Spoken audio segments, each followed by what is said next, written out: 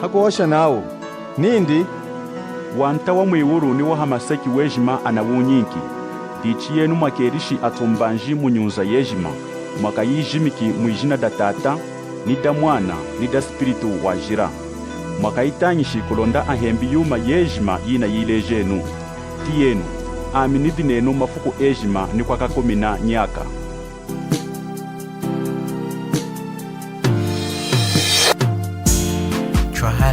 Twalenuma zukuma tunge jima twalenu o twalenu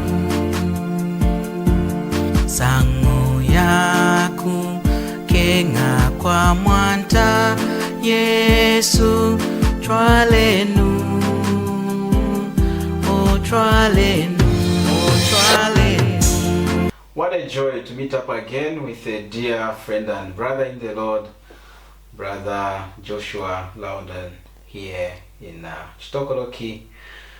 I'm so grateful that I can have him here on the show so that we can discuss about an important verse that we find in the book of Acts in chapter 1, and this is verse 8. But before we do that, let me welcome him to our show this time. Brother, welcome to our show this time. Thank you so much. And, it's nice to be together again. Yeah. I'm so grateful to the Lord that you are here with me so that we can enjoy our time of fellowship and get to encourage one another and even revive our spirits as it regards reaching the lost with the gospel of our Savior, the Lord Jesus Christ. We have this verse in Acts chapter 1, verse 8, where the Lord is about to go back to heaven, and he says to his disciples, "But you will receive power when the Holy Spirit comes on you, and you will be my witnesses in Jerusalem and in all Judea and Samaria and to the ends of the earth."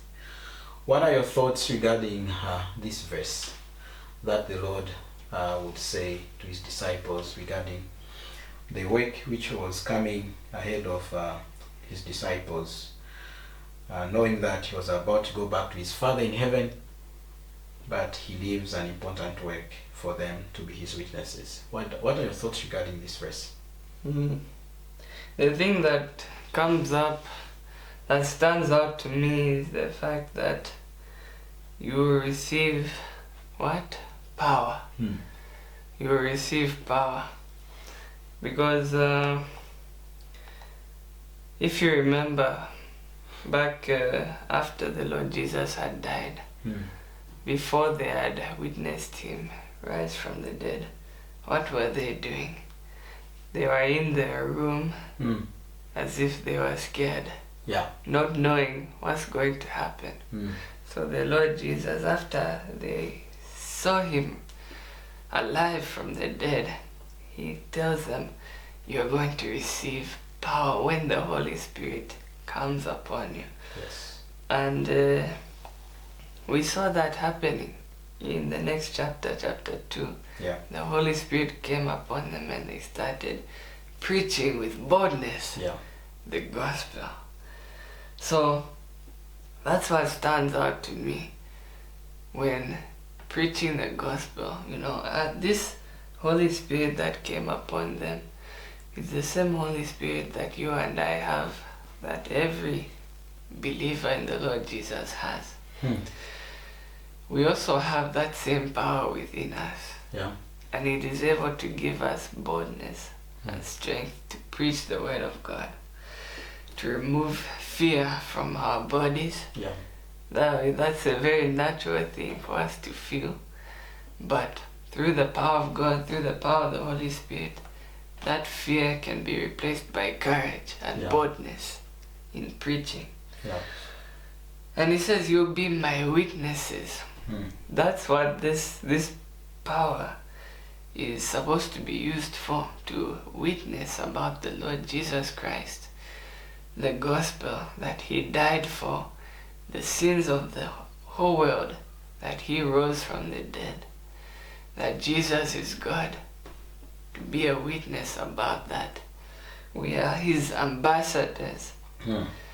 And we are supposed to witness using this power to all people. He says in Jerusalem, Judea and Samaria, and to the ends of the earth. Everywhere. Everywhere we go, wherever there are sinners, wherever there are non-believers,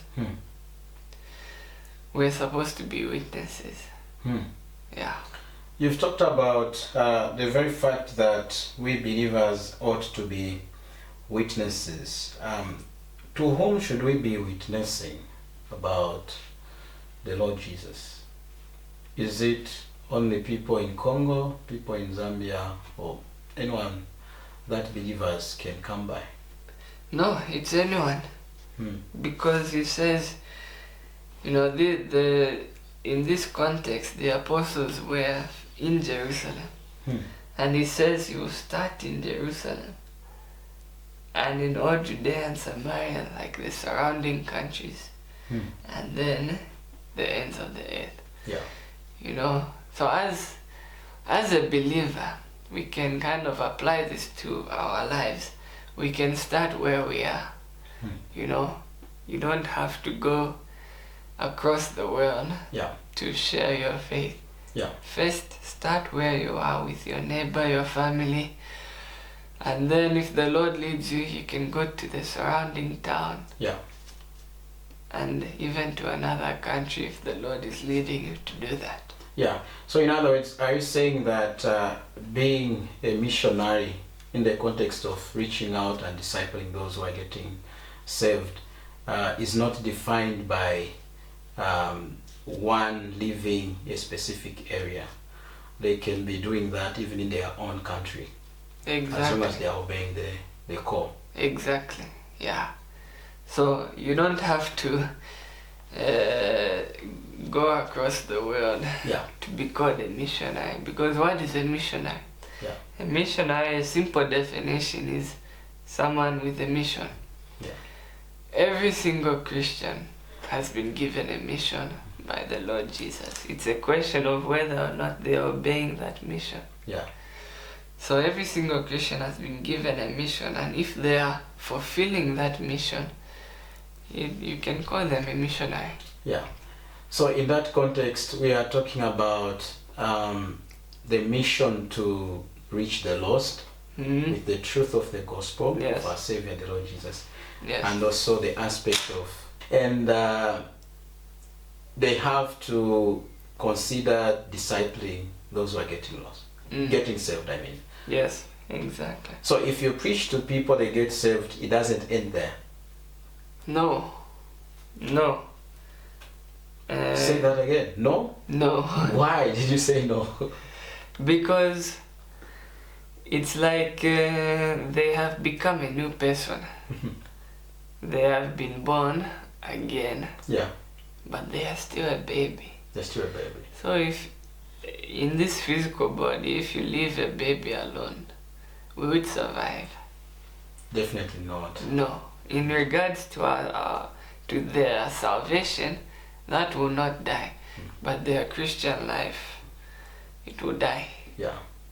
There'll be no fruit. There'll be no fruit.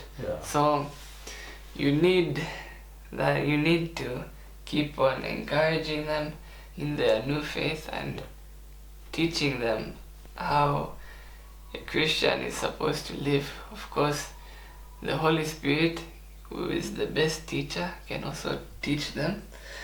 But it's for us as well to disciple them and encourage them in their new life. That is so interesting. This verse, we see the Lord is speaking to his disciples, and as we read through the book of Acts, we can see that these guys were, I mean, it was not very easy for them to leave their comfort zone to go preach to new people. Do you see that to be a problem even in our time today? Leaving a comfort zone? Comfort zone to go reach the lost. Yes, exactly.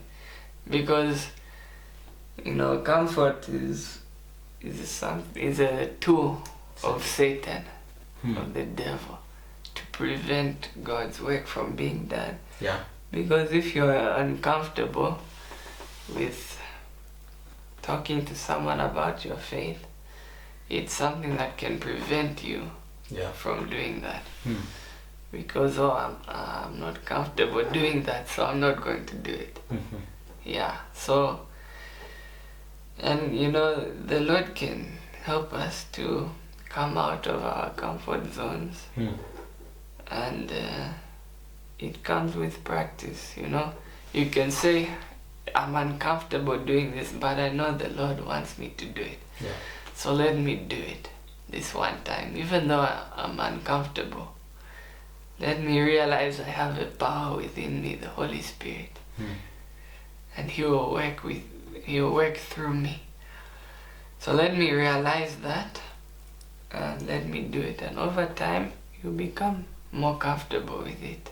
So yes, in other words, the more you do it, yes, the more you will attain the courage, and also it becomes like easy for you to reach out because you are practicing. Yes. You are obeying the scriptures. Yes, exactly. And at times you may even wonder how God would have used you in some situations. Yes. How did I do that?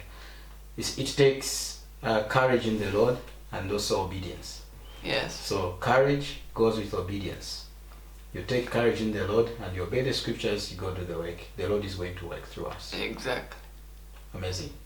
What words would you say to encourage the believers regarding witnessing in a conclusion? I would say, realize who is living within you.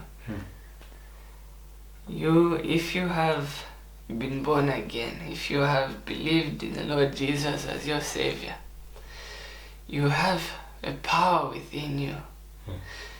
Paul tells Timothy, he says, God has not given you a spirit of fear, but of power, love, and of a sound mind. That is the spirit that God has given us. Not one of fear, not one of remaining in our comfort zones, but a spirit of power. To do what? To do His mission, which is to be witnesses to Him in the whole world, throughout the whole earth, to everybody that we meet. So let me just encourage you, if you have the Holy Spirit within you, realize that and take courage from that.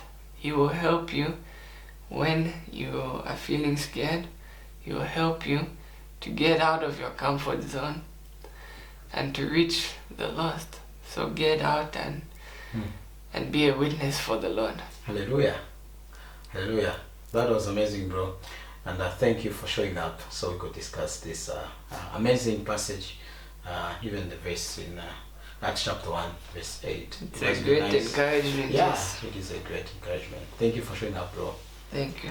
Indeed, it has been nice to discuss about this important verse in Acts chapter 1, verse 8. Indeed, there is a call for all believers to leave our comfort zones so that we can go out there and reach the lost. Until next time, you've been with me, your host, Wana Kajina, and alongside my friend, Joshua Nauden. We say bye-bye.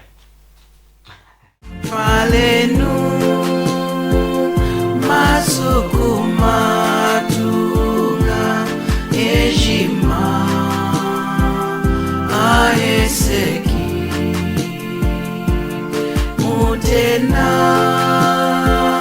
wakuyitongekela ejima